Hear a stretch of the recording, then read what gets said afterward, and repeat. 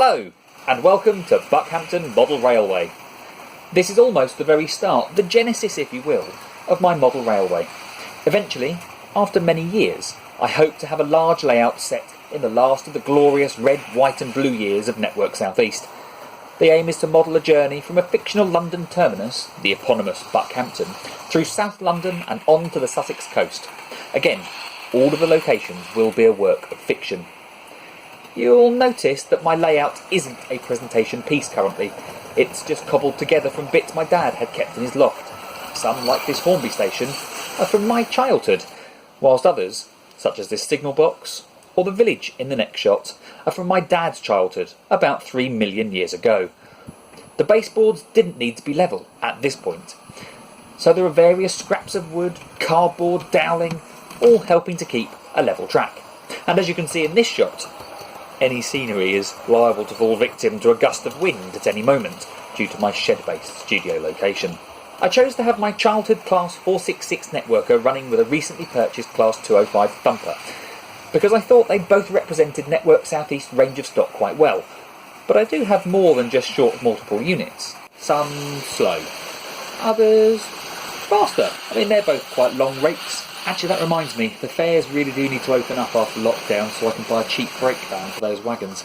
Anyways, over the last 10 years, I've built up quite a fleet. Well, I've had no layout. We won't see everything in today's introductory video, but it's not all red, white and blue. In fact, I can tell you, I've got a Jaffa cake. Well, a Jaffa Cake MLV in London and South East sector livery, and this Regional Railways Class 158 is a favourite of mine. An Intercity Swallow HST will also be seen when the Ringfield motor is finally repaired. Some stock isn't strictly speaking from the early 1990s. These were given to me by my grandfather-in-law. I love the Triang Pullmans, just like my dad had when I was a kid, and the mainline pannier tank is amazingly detailed for a 40-year-old model. Yes, sometimes my son may interrupt play so that he can, well, play, and we are prone to attacks by the dreaded Meowthra.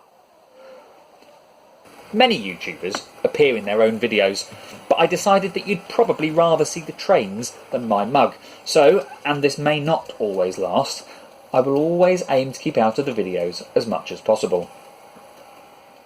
Now for a cheesy ad break. You should know that I've kept a record of everything on my Twitter account, twitter.com/NSE_Buckhampton. A QR code on screen now should take you there if you're interested, or you can follow the link in the description. But now, let's take a look at where this project began. When we moved to our house in 2015, it was agreed that I could convert the garage, eventually, into a railway room. Then, last year, log cabins caught my eye. The station mistress identified some wasted land behind the garage and approved a structure. I then realised that I'd never be able to get to the wooden walls to maintain them once I had filled the space. This is why a metal shed was chosen. Lifelong Steel Sheds came and built my new hiding place in just a few hours on a cold December day in 2019.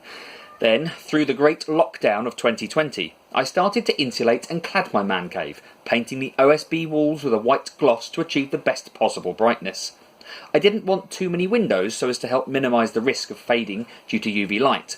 As of now, I have the first baseboard constructed with some shelving underneath, electrical sockets installed but not yet connected, and a modest playset that has seen several different versions for my son and I to run some trains on.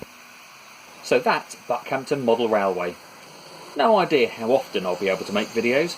I'm currently filming everything on my phone and, due to the lack of electricity, can only film on bright sunny days. But I'm hoping to show you the various items of rolling stock I've got, keep you updated with stages of the project, once funding allows, and hopefully you will enjoy watching this project develop over the course of the next few years.